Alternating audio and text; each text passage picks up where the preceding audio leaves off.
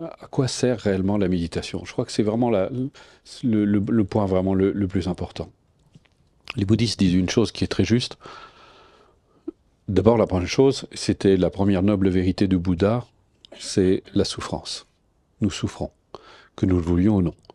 C'est pas une question de. Alors, c'est un mot qu'on n'aime pas beaucoup en Occident quand on parle de souffrance, parce que les personnes, quand on les questionne, finalement, pour eux, c'est peut-être de l'insatisfaction. On n'est pas satisfait de notre condition, d'abord de la condition physique. Nous évoluons, lorsque nous sommes jeunes, bon, on peut compter sur un certain capital d'énergie, sauf si évidemment on tombe malade ou on a euh, subi un accident. Mais néanmoins, nous sommes extrêmement vulnérables par rapport au corps. C'est quelque chose de très fragile. Pour ceux qui ont eu des accidents, qui sont tombés malades, peuvent le savoir. Mais aussi, ce corps vieillit. Pour ceux qui sont déjà arrivés à un certain âge, vous pouvez commencer à sentir évidemment les affres de l'âge, de toutes les difficultés que ça représente aussi. Bien sûr, il y a aujourd'hui, on peut faire des choses pour améliorer ces conditions sur le plan physique, mais néanmoins, personne n'échappe à cette transformation et qui va conduire à un moment ou à un autre à ce qu'on appelle la mort. Et là aussi, c'est quelque chose qui peut paraître très effrayant, surtout dans nos cultures, c'est quelque chose on met plutôt sous le tapis. Il y a aussi notre condition sur le plan psychologique. On peut voir combien nous sommes extrêmement vulnérables. Nous sommes vulnérables par rapport à toutes les émotions que nous pouvons ressentir, la peur, la colère, toutes ces émotions qui viennent nous charrier, qui viennent perturber notre sérénité. La perte d'un être cher peut nous mettre en face de souffrances, donc d'émotions très violentes parfois. Les échecs, toutes sortes de situations. On peut faire, aujourd'hui j'ai entendu parler des personnes qui parlaient de la situation actuelle de notre monde. On peut voir effectivement qu'il y a des choses vraiment pas très heureuses qui se manifestent et on en est peut-être un peu plus conscient aujourd'hui avec les moyens technologiques. Et donc nous souffrons. La souffrance, c'est un fait. C'est un fait qui nous appartient. Et la souffrance a des causes. Mais on peut attribuer ces causes à l'extérieur. Notre perception ordinaire nous amène à considérer que, effectivement, si l'extérieur changeait, eh bien nous, on souffrirait moins. Mais ça, c'est pas tout à fait vrai, et on le sait au fond de nous-mêmes, puisque si on met 10 personnes dans les mêmes conditions, il n'y a pas une seule personne qui ressentira la situation de la même façon.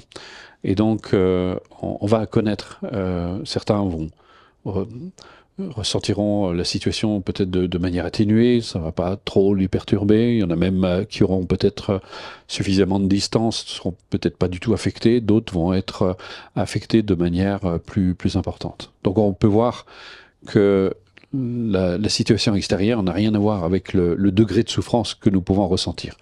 Il y a des personnes qui, avec un entraînement très poussé, sont arrivées à une parfaite sérénité par rapport à la mort, peuvent vraiment, sont prêts à mourir tout à fait dans la sérénité, dans la paix. J'ai pu d'ailleurs en rencontrer. Il y a des personnes aussi qui vivent avec des handicaps physiques très sévères. Si vous avez eu l'occasion de voir l'homme tronc sur Internet avec une joie absolument extraordinaire, et on peut se dire, il a ni bras ni mains et il est capable de transmettre, de partager sa joie de vivre, c'est quelque chose d'absolument extraordinaire. Donc on peut voir qu'effectivement, ça ne dépend pas des conditions extérieures. Ça, c'est notre appréhension du monde. Et comme disait Shimon Rinpoche, il disait toujours, les obstacles ne sont pas à l'extérieur. Ils sont véritablement nous. Et donc les bouddhistes nous invitent à cette méditation et à reconnaître avec honnêteté que les causes de la souffrance ne sont pas à l'extérieur, mais sont bien en nous. C'est bien cette colère, cette angoisse, cette peur, qui vient mettre à mal notre sérénité. Et on peut voir encore une fois, devant le deuil, on n'est pas égal. Il y a des personnes qui pourront le vivre, certaines personnes qui auront suffisamment d'entraînement seront capables de vivre le deuil dans la sérénité. Je raconte souvent cette expérience que j'ai vécue quand j'étais plus jeune. Je faisais du bénévolat aux soins palliatifs et puis on avait appelé une femme pour la prévenir que son mari était en train de mourir. Et puis elle a demandé à être seule avec son mari et quand elle est sortie, elle a dit ça y est, c'est fini. Mais elle rayonnait. Elle était dans un rayonnement absolument extraordinaire. Et puis on lui a demandé comment ça se faisait, qu'elle était, mais elle a dit on a partagé tellement d'amour ensemble que on a été tellement comblés. Et bon, je soupçonne aujourd'hui, avec le recul, cette personne devait être certainement une méditante et qui avait vraiment accompli. Pour moi, c'était aussi un repère extraordinaire. Je me suis dit, c'est vraiment quelque chose que je veux vivre, parce que je voyais bien qu'elle n'était pas du tout affectée par la mort, mais au contraire que ça a été, que c'était une étape dans son existence. Donc on peut voir effectivement dans une culture, nous sommes très facilement affectés par le décès d'un proche ou de personnes qu'on aime. Ça peut là aussi nous mettre en face de douleurs très profondes. Et donc on voit à quel point notre esprit n'est pas du tout préparé à ce genre de situation. Donc encore une fois, on peut voir effectivement que les conditions extérieures n'ont rien à voir avec la souffrance ou le degré de souffrance que nous pouvons vivre. C'est pareil dans l'échec, dans la séparation, dans le deuil. Donc il y a une question fondamentale qui est à se poser: d'où vient cette souffrance? Ça, c'est la deuxième noble vérité de Bouddha, les causes de la souffrance. Quelles sont les causes de la souffrance? Et donc là, on va essayer d'examiner ça avec ça de tout près. Et puis, si on est très honnête, on peut voir qu'effectivement, ça a à voir avec notre esprit. Mais comment faire pour se libérer de cette souffrance, des causes véritablement de la souffrance? Et c'est là on va voir, et ça c'est le troisième noble vérité de Bouddha, le chemin qui mène à la libération. Et donc, on va voir que la méditation, entre autres, il y a d'autres outils aussi qui sont à notre disposition, vont nous aider à nous libérer des causes de la souffrance, de nous libérer des racines même de toutes ces émotions négatives, de ce que les bouddhistes appellent les obscurcissements mentaux, qui feront qu'on sera de moins en moins affecté par les circonstances extérieures. Et ce qui est intéressant, c'est qu'à partir de là, les circonstances extérieures deviennent pour nous un repère précieux. Parce qu'un méditant avancé se dit que s'il est à nouveau charrié par les circonstances extérieures, eh bien c'est que effectivement, il n'a pas encore acquis la stabilité qui lui permet de vivre ça dans la sérénité. Donc il reste encore affecté, et que pour lui, c'est plutôt un repère qu'un inconvénient. C'est au contraire, les pratiquants avancés considèrent ça comme une chance. Chaque fois qu'ils rencontrent des conditions adverses, ils se disent, eh bien, c'est pour moi la chance de me libérer encore un peu plus, donc de libérer. Mais ça demande évidemment d'être totalement honnête avec soi-même. On peut toujours tricher, se dire qu'on est quelqu'un de très avancé.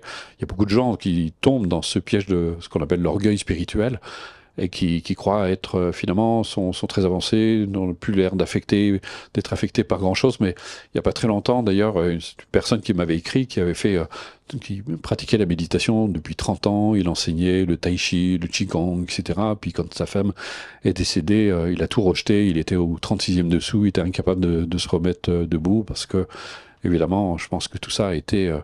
il y avait une sorte de tricherie avec lui-même, qui a fait que la méditation n'a pas atteint son objectif de l'amener à cette totale honnêteté avec lui-même, et de se rendre compte qu'il était encore vulnérable face à ce genre de circonstances, et qu'il n'y était pas vraiment préparé. Donc on voit, c'est un chemin, on ne peut pas tricher, c'est pas possible. Si on vit dans la tricherie, dans le mensonge avec soi-même, on passe complètement à côté justement de cette source de libération. Donc c'est ça, vraiment une attitude indispensable dans ce genre de quête, vraiment d'être totalement honnête avec soi-même.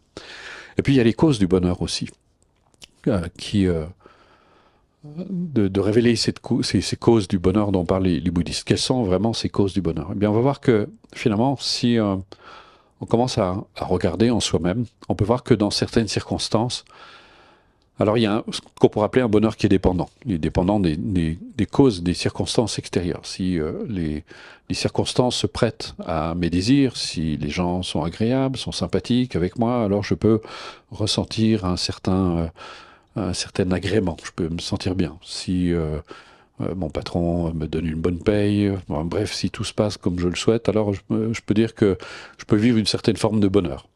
Je rencontre quelqu'un, on est très amoureux, on est comment dire, sur un petit nuage comme ça, mais on sait très bien que tout cela, c'est un petit peu une illusion, parce que ça va marcher pendant un certain temps, et puis après, ça c'est la période de lune de miel, et puis après, ça s'étiole un petit peu, et puis on commence à se rendre compte, parce que on sait maintenant, il y a eu des études scientifiques qui ont été menées sur le sujet, notamment sur le coup de foudre. On sait très bien que c'est quelque chose de très schématique et que pendant un moment, on est complètement hypnotisé, on ne voit que le positif et que le reste est occulté. Et puis quand tout ça, le brouillard commence à se dissiper, on est un peu plus face à la réalité, puis on se rend compte que l'autre avait tous ses travers aussi, avec lesquels il va falloir composer dans la relation. Et c'est là on se rend compte que c'est pas si simple que ça, et que ce bonheur qui a été finalement éphémère, un peu duré quelques mois bien sûr, on peut être sur ce petit nuage, et puis après on se rend compte que la relation se construit aussi au jour le jour, avec la différence de l'autre, et que c'est peut-être pas aussi simple que ça. Et donc, on peut vivre une espèce de dupe. Puis aussi, on est avec nos craintes, la peur de perdre l'autre, la peur de toutes sortes de craintes, des jalousies, des colères aussi. L'autre peut réveiller, arriver à appuyer sur le bouton qui fait qu'on se retrouve, on est aux prises avec de la colère, toutes ces émotions négatives. Donc finalement, l'autre aussi, c'est une chance. Il est là pour nous rappeler que finalement, tu vois, c'est pas si serein que ça, donc finalement. Donc la différence de l'autre aussi peut être une chance extraordinaire. Mais on voit que effectivement, on reste toujours vulnérable aux circonstances extérieures, certaines circonstances adverses. Et puis voir aussi avec justement le deuil, l'échec, etc. Tout ça qui réveille. Donc je reviens à ça. Mais il y a des causes réelles du bonheur et qui restent solides. Mais quelles sont-elles? C'est justement, on va voir quand je prends souvent cet exemple. Euh, Quand vous laissez émaner de vous un sentiment de bienveillance authentique, c'est-à-dire qui est sans attente, derrière il n'y a aucun calcul, n'essayez pas d'obtenir quelque chose de l'autre. Donc par exemple, essayez d'imaginer, vous pensez à un petit enfant, et de préférence par exemple, un petit enfant qui ne vous appartient pas, qui est pas le vôtre. Et donc vous pensez à ce petit enfant, vous allez avoir presque spontanément un élan de tendresse, même d'amour, voire de compassion. Et vous pouvez voir que lorsque ce sentiment s'éveille à la conscience, bien vous-même vous vous sentez bien. Et on peut voir que quand on renforce quand on arrive à stabiliser notre esprit dans cette bienveillance, dans cette compassion, mais pour ça il faut bien comprendre ce qu'est véritablement la compassion. La compassion, c'est pas d'être gentil avec tout le monde, c'est pas de faire des câlins à tout le monde, on n'est pas dans un monde de bisounours. C'est très bien que des gens qui peuvent avoir des comportements extrêmement destructeurs. La compassion, c'est vraiment d'avoir cette capacité à souhaiter à l'autre de se libérer de ses propres obstacles. Et donc pour nous-mêmes, si on a de la compassion pour nous, on va se souhaiter d'abord à nous-mêmes de se libérer des causes de la souffrance. Mais on va voir que de pratiquer de cette manière va faire que nous-mêmes, on va commencer à ressentir des bienfaits, mais qui sont durables, qu'on peut rappeler sans arrêt. Et c'est pareil pour l'amour. L'amour, c'est vraiment de souhaiter à l'autre de trouver le bonheur, de se stabiliser dans les causes de la souffrance, d'éveiller ces qualités humaines que sont l'amour, la compassion, la sagesse. Et quand on arrive à ça, si on arrive à cultiver certains appellent ça même la fraternité, mais là encore une fois, qui est dénuée d'attente, de désir. C'est vraiment, on est capable de souhaiter au plus grand nombre. Et on peut voir que finalement, ça nous enrichit nous-mêmes et ça nous met ça devient plus stable. Il y a quelque chose qui devient plus solide. Ce qui a amené d'ailleurs Dalai Lama à dire que sa religion, c'est l'amour. Et donc, quand on arrive vraiment à l'entretenir, le cultiver, faire en sorte que ça soit de plus en plus présent en notre esprit, malgré un mental qui peut venir mettre à mal tout ça, qui va vous...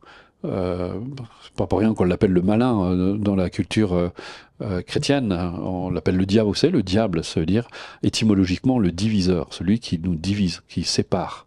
Il nous sépare de cette source qu'est l'amour, la bienveillance. Et donc quand on arrive vraiment à ne plus se laisser manipuler par notre propre mental, parce qu'on va se trouver toutes sortes de bonnes raisons de ne pas aimer les autres, voire même de les détester, parce que parfois ils se montrent tout à fait détestables, et on peut être véritablement expert, et quand on arrive à cette impartialité, c'est-à-dire que cette bienveillance, cet amour est pour tous les êtres. C'est-à-dire, comme disait Dalai Lama, l'amour ne dépend pas de l'attitude d'autrui, et donc on est capable d'avoir de la compassion même pour un criminel, en lui souhaitant, encore une fois, non pas, il ne s'agit pas d'approuver ce qu'il fait, il ne doit pas y avoir ce malentendu, c'est très important, et il ne s'agit pas de se marier avec non plus, de se faire souffrir avec quelqu'un qu'on n'aime pas, ça n'a rien à voir, c'est vraiment de comprendre que ce qui l'a amené à ce comportement destructeur, ce sont bien ses propres obscurcissements mentaux, c'est cette logique dans laquelle il s'est enfermé, qui font que donc il est tout à fait souhaitable que cette personne puisse se libérer. Donc c'est ça vraiment l'amour. Donc elle ne dépend pas de l'attitude de l'autre, mais au contraire, elle est mue par le souhait, le désir que l'autre se libère de ce qui l'amène à ce comportement destructeur. Donc sur cette base, on peut souhaiter à tous les êtres de se libérer des causes de la souffrance. C'est quelque chose qui demande à être cultivé. Et évidemment, c'est pas si facile que ça, parce que on a des habitudes qui sont ancrées en nous, on est plein de croyances, d'idées qui font que on peut être vraiment empêché d'arriver à accomplir ce genre de choses. Et c'est pour ça qu'on y va progressivement, et que d'ailleurs dans le bouddhisme on dit si vous manquez de générosité, il y a un très bon exercice que vous pouvez faire. Vous prenez une pomme et la pomme, la main droite va donner la pomme à la main gauche. Et puis ensuite, la main gauche, avec la générosité, peut rendre cette pomme pour que l'autre main puisse s'en bénéficier. Donc si, c'est pour un peu charrier quand les gens manquent de générosité. Mais le mieux encore, c'est qu'après, une fois que vous avez cette pomme, c'est de plus vous limiter à vous-même, mais de commencer à donner la pomme aux autres, aussi et surtout à ceux qui ont faim. Et là, vous commencez à faire preuve de générosité. Alors, parfois, on a tendance, il y a un peu cette propension dans une culture comme la nôtre, à avoir de l'amour que pour ceux qui souffrent. Pour les indigents, mais en fait, l'amour, c'est pour tous. Et il y a un très bon exercice à faire pour les gens qui ont tendance à faire ça uniquement pour ceux qui souffrent, parce que derrière, peut y avoir une valorisation de l'ego, c'est aussi de souhaiter d'avoir de l'amour, même pour les privilégiés. Parce que eux aussi, ils souffrent. Alors même si on a un peu de mal à le croire, parce qu'on se dit, ouais, mais quand je pense à Trump, ou je pense à tous ces gens qui peuvent entraîner la destruction de la planète par leur choix, etc. Mais justement, c'est peut-être que ils sont eux aussi aux prises avec leurs propres obscurcissements mentaux. Donc c'est ce qu'on appelle l'équanimité des sentiments, c'est-à-dire l'attitude égale à l'égard de tous les êtres.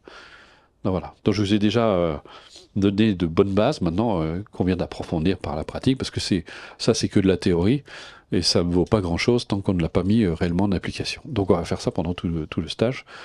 Et il y a une compassion qui est vraiment très importante. Et j'ai pu entendre beaucoup de personnes qui disaient, moi je m'occupe des autres, mais justement j'ai tendance à pas prendre soin de moi. Eh bien, vous allez pratiquer aussi ce que Matthieu Ricard appelle l'auto-compassion. Donc d'avoir, parce que comment avoir de la compassion pour les autres si vous avez déjà du mal d'en avoir pour vous? Donc vous devez être capable de vous souhaiter vous-même, de vous libérer de ce qui fait obstacle à votre bonheur, et d'aspirer à trouver la stabilité justement dans les causes du bonheur. Donc vous devez aussi prendre soin de vous sur la base que votre vie est aussi précieuse que celle des autres, et celle des autres n'est pas moins précieuse que la vôtre. Donc c'est d'arriver à comprendre d'arriver à avoir cette attitude aussi équanime à l'égard des autres et à l'égard de vous-même. Et donc quand on arrive à cette perception, les autres ne sont pas plus importants que vous, mais ils ne le sont pas moins non plus. Et vous n'êtes pas moins important que les autres. Vous êtes tout aussi votre valeur, C'est pour ça que dans le bouddhisme, on dit que votre nature de Bouddha n'est pas moins bonne que celle d'un être ordinaire. Elle est tout aussi riche qu'un être accompli. Elle est tout aussi vraie, tout aussi juste et tout aussi valable. Donc voilà, c'est sur cette base qu'on arrive à acquérir la stabilité par la pratique.